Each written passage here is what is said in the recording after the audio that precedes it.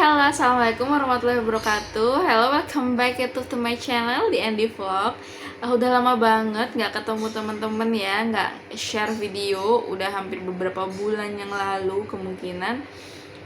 Terakhir bikin vlog itu bikin konten make up. Kemarin sebenarnya. Oke teman-teman, terima kasih banyak buat teman-teman yang kemarin sempat ngucapin happy wedding ke pernikahan aku di bulan November tanggal 13 November 2020. Maaf banget gak bisa balas satu-satu, dan banyak banget yang tanya, wah kak happy ending gitu, karena mungkin aku belum cerita tentang bagaimana sih cara perjalanan cintaku sampai aku menikah dengan suami. Sebenarnya teman-teman, kemarin tuh bikin konten waktu kita lagi honeymoon di Malang. Nah pas bikin konten ternyata udah ngerekam berbagai video dan berbagai perjalanan cinta kita. Ternyata pas dibuka videonya itu suaranya nggak kedengaran sama sekali, dan aku nggak tahu dari settingan HP aku atau settingannya HP suami waktu itu kalau nggak salah. Nggak HP aku sih, HP suami ya, lupa aku. Pokoknya intinya tuh ada videonya tapi nggak ada suaranya gitu. Jadi tuh kayak ya udah males gitu, nanti dia bikin konten nanti keburu kita sibuk dengan pekerjaan masing-masing, jadinya tuh sampai sekarang belum sempat bikin video. Nah aku bakal nge-share perjalanan cinta aku sama suami di vlog ini. Ikutin terus channel di Andy Vlog. Oke, halo teman-teman, kita lanjut. Jadi perjalanan cinta, kenapa kok bisa sampai menikah di tahun 2020 sedangkan kenalnya di tahun Januari 2015. Jadi aku kenal sama suami ini waktu zamannya kuliah gitu. Jadi suami waktu itu ada kelas jauh di Pasuruan, dan aku juga posisi waktu itu kuliah tapi aku ngikutin kelas jauh di Pasuruan. Nah kita sama-sama ketemu, dan awalnya tuh nggak ada sama sekali inti kayak dia bakal jadi pacar, dia bakal jadi suami tuh. Nggak kepikiran atau nggak terlintas banget di pikiran aku. Nah kenapa kok bisa kenal, itu dari zamannya BBM ya, itu di tahun 2015 itu bulan-bulan Januari awal, nggak Januari awal sih, Desember kayaknya, di tahun Desember 2014 itu, tapi masih kenal. Dan ada kakak tingkatku itu yang kayak broadcast dulu, zamannya broadcast kan, kayak ini ya, pin ini kakak kelas cakep ganteng gitu. Nah berhubung itu kakak kelas waktu itu nge-share dan dia kakak tingkatku, jadi suami ini beda setahun sama aku, dia kelahiran 95 dan aku 96.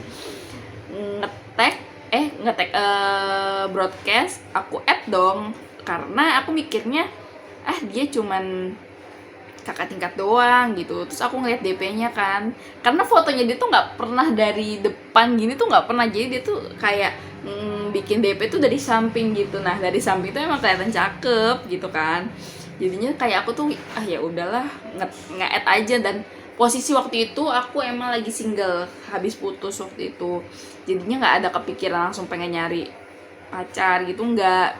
Jadi tuh bener-bener kayak ya udahlah di add aja gitu. Ini kan juga kakak tingkat, mungkin sewaktu-waktu butuh apa gitu kan, jadi kita bisa ngechat. Oke. Nah terus berlanjutnya waktu kayak ngeping, dan yang ngeping itu aku apa dia duluan ya, aku lupa. Kalau nggak salah sih aku duluan gitu. Jadi aku tipikal cewek yang emang ya udah, emang kenapa sih kalau cewek ngeping duluan, emang kenapa sih kalau cewek ngechat duluan, emang ada yang salah gitu kan? Enggak kan. Jadi emang kita juga niatnya nggak yang mau nembak duluan, ngungkapin perasaan dulu tuh enggak. Jadi tuh ngechat kayak ping, oh iya gitu, ini siapa ya gitu gue. Terus habis itu dia tuh kayak, oh gue Zawil, oh ini kakak tingkat ya kak, aku gitu. Iya, jurusan apa, aku nggak pernah kelihatan di kampus. Dan dia tipikal cowok yang jarang banget kelihatan di kampus dan nggak populer.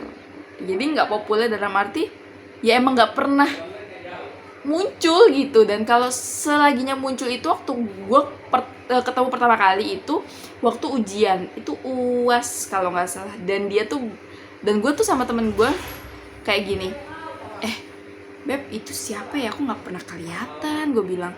Apa mungkin dia kuliah sambil kerja, dan dia tuh ujian pakai baju hitam putih kayak SPG gitu kan, jadi kan ini siapa gitu, kok tiba-tiba ada di dalam ruangan, kok ikut UAS, jurusan apa, gue gitu.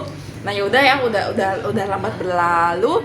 Nah akhirnya porsi udah kenalan, chattingan, dia tuh kayak nggak tahu ya, tipikal suami gue ini nggak bisa cowok yang romantis, yang pertama. Yang kedua, dia tuh nggak bisa tipikal orang yang langsung kayak I love you gitu, kamu mau nggak jadi pacar, nggak kayak gitu. Dan sedangkan selama perjalanan cinta gue sama mantan itu selalu dapet yang kayak romantis, terus perhatian, dan apa ya, selalu ngasih kejutan yang bikin kita tuh kayak wah gitu. Nah sedangkan suami gue ini nggak kayak gitu. Mungkin Tuhan adil lah ya, lo udah dapetin semua yang lo pengen, kayak keromantisan, perhatian, nah lo sekarang dapet yang cuek gitu. Jadi bisa nggak sih lo ngadepin semua ini? Mungkin Tuhan pengen ngasihnya yang seperti itu, cuman ya sudah, berjalannya waktu dia kayak ngechat gue, cewek kalau ditembak yang dikasih bunga gimana ya responnya gitu. Jadi kan gue juga kayak geeran, kalau cewek dikasih bunga ya romantis kak, gue bilang kayak gitu. Kalau misalkan dikasih boneka ditembaknya di perpustakaan gitu, ya biasa aja sih ya. Emang gue karena jawabnya emang sejujurnya aja gitu. Jadi terus habis itu kayak, kalau dari kancing katanya, ini cowok apaan sih, gue bilang kayak gitu. Basa-basi banget, kalau emang suka sama cewek kenapa nggak diungkapin aja, kenapa dan A B C D gitu kan. Ya udah akhirnya beberapa hari kemudian dia tuh waktu malam itu chattingan. Terus gue bilang, emang kakak punya pacar, gue bilang kayak gitu. Terus enggak katanya. Oh terus emang kakak lagi mau deketin siapa gitu, yang di chat ini gitu katanya. Yang di chat ini berarti gue dong, kok gitu. Emang mau, gue bilang kayak gitu. Sedangkan gue anaknya kayak gini gitu. Dalam arti kayak gini, ya gue cerewet kan. Emang jujur banget gue cerewet, dan tipikal gue tuh emang yang harus kayak A B B gitu. Jadi emang sifat gue tuh emang waktu itu masih belum bisa, dan mungkin belum nemuin jati diri yang sesungguhnya. Jadinya kayak masih labil lah ya. Kalau suka sama cowok tuh masih dilihat yang dari dia siapa, kuliahnya apa gitu, dan lo bawa kendaraan apa gitu. Jadi emang zamannya waktu dulu tuh emang kayak gitu. Cuman berlambatnya waktu, suami gue ini ngajarin bahwasannya kita menilai seseorang tuh nggak bisa dari apa yang dia punya, karena porsi waktu itu masih milik orang tua gitu kan, belum punya dia sendiri. Oke. Singkat perjalanan cinta sampai pertengahan 2016 mau ke 17 kalau nggak salah, itu ada konflik di antara aku, dia, dan keluarga. Spesialnya, oke teman-teman, spesialnya dari suamiku ini, dia tidak mengungkapkan cinta melalui kamu mau nggak jadi pacar aku, kamu mau nggak serius sama aku gitu. Tapi yang dia tuju waktu kita ketemu pertama kali, dan untungnya pertemuan pertama kali tuh sama sahabatku, ada namanya Beb Sinta. Hai Beb, ini sahabatku yang selalu tahu perjalanan lika-liku, mulai dari aku jadian sampai aku menikah. Dia tahu semua perjalanan cinta. Dan sahabatku ini, Beb Sinta, makasih banget atas supportnya, terus dukungannya, nasihat-nasihatnya. Jadi itu tanpa dia mungkin gue nggak bisa bertahan sampai detik ini gitu. Dan sahabat gue juga ada Coir yang tahu juga, waktu itu kita satu kontrakan bertiga ya. Sahabat gue ini tahu banget perjalanan cinta gue, tahu banget gimana resah dan kesah hidup percintaan. Ya mungkin kalau mereka mau menjabarkan hubungan gue sama suami itu mungkin kayak loh udahlah, ujung-ujungnya lo putus, lo juga bakal balik lagi, pasti bilang kayak gitu. Jadi kadang memang setiap hubungan itu punya perjalanan cintanya masing-masing, punya cobaannya masing-masing. Tapi bukan gimana selamanya kamu menjalani hubungan, dan bukan bagaimana secepatnya kamu memutuskan hubungan, tapi bagaimana cara kamu untuk memberikan solusi pertengahan di hubungan yang harusnya kamu pertahankan atau kamu lepaskan gitu. Lanjut cerita di pertengahan 2016-2017. Kita ada selisih konflik dengan orang tua atau dengan keluarga lah. Itu bahwasannya mungkin ada tidak persetujuan di antara orang tua kita.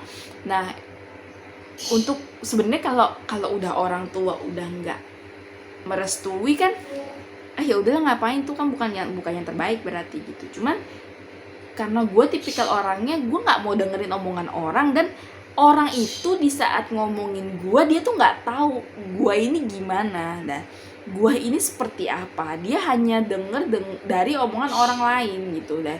Jadi gue tuh berpikirnya lambat hari, ya udahlah, ini kan omongan sesaat. Mungkin nanti kalau dia udah kenal sama gue, dia udah pengen tahu Dendi gimana sih anaknya gitu. Jadi nanti dia juga bakal tahu sendiri. Nah, akhirnya sampai pada titik dimana gue capek, gue berantem sama suami waktu itu masih jadi pacar gue. Gue capek, gue kayak udahlah, hubungan kita nih udah nggak ada artinya. Mau lu lanjutin kayak gimana lagi kalau emang udah nggak bisa disatuin, dan buat apa mempertahankan hubungan yang nggak bisa emang dipertahankan. Itu menurut gue waktu itu. Tapi suami gue ini tipikal cowok yang kayak, kita bisa gitu, ya udahlah jalanin dulu aja gitu. Dan seorang cewek ya dimanapun mungkin di seluruh dunia pun pengen yang kayak ngerasa kayak, ini loh orang tuanya, ini loh pilihannya gitu, dan lah sedikit. Dan sedangkan di hidup gue tuh nggak ada gitu. Jadinya gue ngerasa kayak ya udahlah gitu, ya udah terserah lo. Cuman hebatnya suami gue ini, dia tuh tahu pondasi di mana kelemahan gue di saat dia tuh deket banget sama mama gue, dan dia tuh udah ngambil plek hati mama gue. Jadi pas di saat mama gue bilang, lu ngapain sih mau pisah-pisah gitu, emang lu mau memulai hubungan dari nol lagi, dan harus menata cara bagaimana mengerti, bagaimana memahami satu sama lain. Lo mau ngulangin dari nol? Kadang gue mikir juga ya gitu. Dan emang ada laki-laki sesabar kayak suami lo gitu. Pacar waktu itu masih posisi pacar gue juga mikir kayak, ya juga sih gitu. Dan suami gue ini tipikal laki-laki yang super duper sabar banget, super duper perhatian dalam arti bukan di depan ya, dia tuh di belakang. Jadi kalau kita kayak gue pengen jadi pengen nangis. Jadi kayak gue pengen sesuatu apa gitu, dia tuh kayak selalu yang iya ntar ya gitu. Tapi beberapa hari kemudian, beberapa bulan kemudian, dia tuh bakal nurutin apa yang kita mau gitu. Jadi dia tuh nggak mementingkan kebahagiaan dirinya sendiri, tapi dia tuh mementingkan kebahagiaan orang yang dia sayang gitu, termasuk gue dan orang tua dia, mertua gue, dan termasuk orang tua gue, mertua dia. Dan dia tuh anaknya super duper sayang keluarga. Bukan dalam arti keluarga inti ya, keluarga besar, mulai dari ponakan gua, ponakannya dia. Jadi dia tuh nggak mikirin apa yang harusnya di dirinya dia bahagiain gitu. Itu yang bikin gua tuh bertahan sampai mau dinikahin dia, mau menjadi istrinya dia seumur hidup. Dan gue selalu bersyukur banget Tuhan ngasih suami yang baik banget, yaitu Ahmad Zawil Abror. Terima kasih udah memilih aku menjadi istrimu. Terima kasih udah sabar banget dalam perjalanan cinta kita yang selama ini mungkin uh, susah, berat susah, berat, dan nggak semua orang bisa. Tapi intinya dari perjalanan cinta gue, bahwasannya gue menyadari ada titik pesan dan kesan untuk setiap hubungan. Oke, kesan dan pesan setiap hubungan. Karena jadi gini, jika kalian memilih sesuatu, apapun itu harus kalian terima konsekuensinya. Konsekuensi dalam hal apa? Dalam hal resiko. Resikonya itu kebahagiaan, kekecewaan, kesedihan, ceria, nangis, canda, tawa, itu akan kalian tampung dalam hidup kalian. Jika kalian memilih sesuatu hal dan dalam pertengahan perjalanan kalian tidak bisa menemukan solusi dan kalian lebih memilih jalan yang baru, dan ya sudah, itu kebahagiaan kalian dan itu pilihan kalian. Karena semua resiko itu ditanggung oleh diri kita masing-masing. Entah kalian mau bahagia, entah kalian mau kecewa, entah kalian mau pilih sedih, ya karena lingkup hidup akan memutar seperti itu. Tuhan gak bakal ngasih kesedihan terus-menerus seumur hidup. Dan Tuhan juga tidak bakal mengasihi kita atau memberikan kita kebahagiaan seumur hidup. Kalau kita always bahagia, selalu bahagia, kita gak bakal introspeksi diri di mana titik kesalahan kita. Dan kalau kita tidak pernah bahagia dan kita akan sedih berlarut, kita gak akan pernah tahu bagaimana indahnya kebahagiaan. Dan kita gak akan pernah bersyukur. Jadi intinya di sini gue belajar selama 5 tahun pacaran sama suami, gue belajar bagaimana cara gue bersyukur. Bersyukur dalam arti bagaimana gue bersyukur di saat gue dikasih kebahagiaan, dipertemukan dengan orang yang sabar, sesuper sabar-sabarnya. Dan gue juga bersyukur di mana Tuhan ngasih gue cobaan di atas ketidaksempurnaan hubungan ini. Mungkin ada kejanggalan dengan di saat ada keluarga kita yang tidak merestui. Jadi intinya apapun yang lo pilih, apapun yang lo jalanin, itu syukurin. Dan 2 pilihannya, lo mau maju apa lo mau mundur. Kalau lo mau maju, lo mempertahankan sebuah perjuangan yang selama ini lo mulai dari 0 sampai titik happy ending atau sad ending. Kalau emang happy ending, itu berarti memang jodoh lo. Kalau emang sad ending atau memang bukan berakhir bahagia, ya sudah, itu berarti memang Tuhan tidak memberikan jodoh untuk kalian berdua. Dan mungkin kalian dipertemukan dengan dia untuk merubah, atau kalian merubah dia, atau dia merubah kalian ke jalan yang lebih baik. Jadi tidak perlu disesali apapun yang pernah ada di hidup kalian, apapun pilihan kalian, kebahagiaan, kesedihan, itu ada di diri kalian masing-masing. Jadi jangan pernah sisalin, gue nyesel deh pernah ketemu sama lo, gue nyesel deh pernah cinta sama lo. Dan itu nggak bisa, karena setiap perjalanan itu adalah kenangan masa lalu yang harus kalian jadikan pelajaran, yang harus kalian jadikan sebuah catatan di buku hidup kalian untuk nanti ke depannya. Oh, gue pernah kayak gini, gue nggak bisa kayak gini lagi. Dulu gue udah pernah kayak gini, akhirnya kalau gue ngelanjutin seperti ini, gue bakalan sakit gitu. Jadinya kalian punya buku untuk kalian baca dan untuk kalian kenang selama di pikiran kalian, itu bahwasannya setiap apapun yang kalian lakukan itu bakalan mencapai titik dimana Tuhan ngasih keputusan dan Tuhan ngasih kebahagiaan. Apa yang Tuhan kasih, selalu bersyukur. Jadi kalau kalian pengen sesuatu yang, gue pengen A tapi Tuhan ngasihnya B, ya berarti emang si A ini belum yang terbaik buat lo gitu. Dan mungkin ada kebahagiaan yang jauh lebih dari si A dan Tuhan ngasihnya ke C gitu. Nah itu kita nggak tahu hadiah apa yang Tuhan kasih, entah itu kesehatan, rezeki yang lancar, kemudahan kita dalam berkarir, kemudahan kita dalam menjalani percintaan, kemudahan kita menjalani ibadah. Nah itu kita nggak pernah tahu gitu. Jadi lakukan apa yang lo harus lakukan dan bahagialah selalu. Apapun pilihannya, semua kebahagiaan, semua kesedihan, itu diri lo sendiri yang menentukan. Jadi lu boleh curhat sama siapapun, lu boleh curhat sama sahabat-sahabat dimanapun, Tapi yang menentukan, yang membuat keputusan di hidup lo itu cuma diri lo sendiri. Karena yang punya hidup, karena yang punya jalan itu lo sendiri. Dan yang tahu perjalanan cinta lo happy ending dan sad ending itu hanya lo dan Tuhan. Jadi bahagia semua di sana untuk pejuang-pejuang cinta yang belum mungkin sampai ke pelaminan.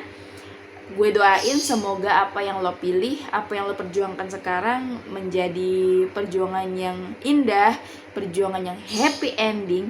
Dan mungkin yang di sana nggak bisa sampai happy ending, yang sampai sad ending, yang nggak bisa bahagia sama pilihan yang seharusnya lo pilih pada saat itu, jangan menyerah. Tuhan bakal ngasih dengan sesuai porsinya. Kalau lo baik, lo bakal dapet yang jauh lebih baik. Dan kalau mungkin lo pernah melakukan kesalahan, rubah kesalahan itu menjadi baik. Oke? Semangat buat pejuang cinta di sana. Semoga kalian yang belum halal segera dihalalkan. Yang masih memperjuangkan, silakan perjuangkan sebisa mungkin kalau memang masih bisa diperjuangkan. Jangan pernah menyerah apapun keputusan kalian, karena kebahagiaan kalian ada di diri kalian masing-masing. Thank you teman-teman udah ngedengerin sharing aku. Dan kalau memang ada komentar, ada kesalahan kata, mohon dimaafkan. Nanti kita bakalan share-share lagi perjalanan cinta atau perjalanan kehidupan yang selalu membuat kalian menjadi motivasi untuk hidup kalian. Semoga bermanfaat. Terima kasih udah nonton channel di Andy Vlog. Maaf banget nggak bisa uploadin setiap hari, setiap saat, karena memang porsi kerjaan juga. Dan jangan lupa like, comment, share, and subscribe channel YouTube di Andy Vlog dan Hana Jamie Official. Ditunggu upload-uploadan selanjutnya. See you. Terima kasih. Assalamualaikum warahmatullahi wabarakatuh. Bye bye.